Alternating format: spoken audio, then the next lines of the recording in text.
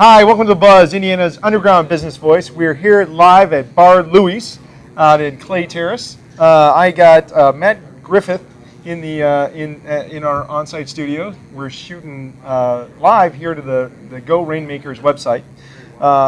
Matt is a lawyer with Thrasher, Bushman, Griffith, and Vocal. I wanted to make sure I got all those names right? Yeah. That's not bad for an Italian. We're not adding any more partners. No more partners? Yeah, Not at any time? The receptionist vetoed it. Did she good? Yeah. God, I can't too hard to imagine answer trying to say the that phone. all day. What does she do? She like murder? She has to answer She's that got to say every everybody's day. names. Yeah, I feel all bad the for her, partners yeah. let her name in there.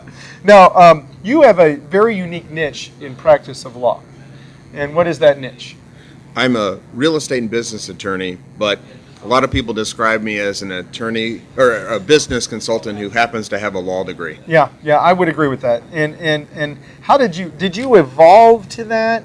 Was it the law of attraction that kind of brought you to those type of businesses? I mean, you just that entrepreneurial that's what you ended up doing. Yeah, I'm entrepreneurial and in my bones. Yeah.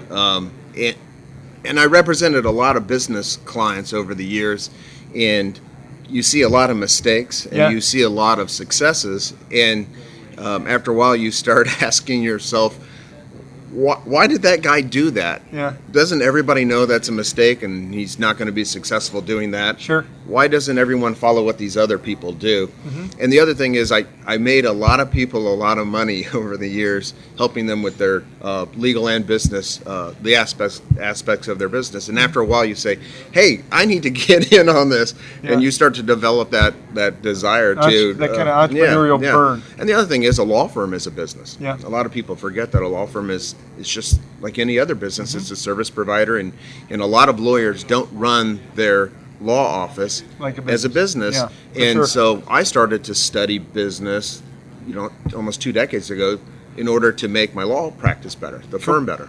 Now, now that we kind of get a clear understanding of your niche, you are out there networking with, not only guys like me, because you and I do a lot of networking together, and Matt just signed up to be a sponsor of Rainmakers. Thank you very much. Sure. But you're kind of looking for all those other strategic consultants, because I think one of the things that I know about you is that you even though you do some business coaching and consulting, you know that networking with other guys in that consulting space is good for your business. Is that fair? Yeah, one of my profile pages on Facebook or Smaller Indiana or one of those sites, I describe strengths and weaknesses of what I do, my practice, and me as a consultant. Mm-hmm. And I say on there that I'm smart enough to know that I'm not smart enough to do it all. Yeah. And I think having strategic partnerships is really important when the economy's down, but it's important all the time. Mm-hmm. I don't know it all, but I know enough to identify problems, and then I direct the client to the appropriate expert so that in the end the client is best served, because they maximize the potential of their opportunities by having the most talent in place. Now, who are some of the people that you've put in your circle, and are you looking for new relationships in any particular circle to complement that? Always.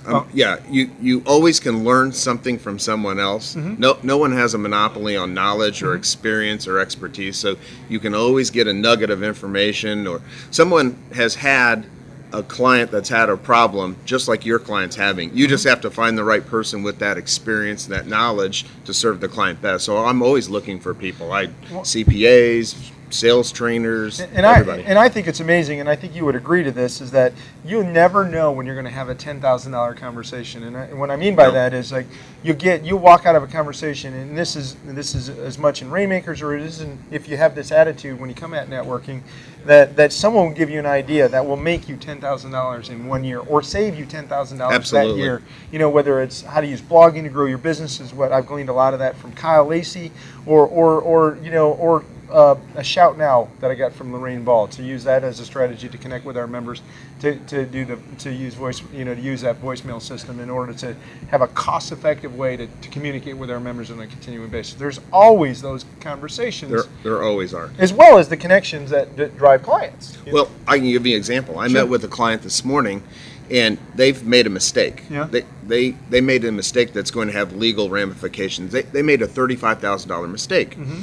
and I said to them, have you? I actually brought a book for them. I brought the E-Myth by Michael Gerber, and gave them a copy. Sure. And I give a lot of. Michael Gerber actually owes me a lot of. Amen. Yeah. Because I sell a lot of books for him. Yeah.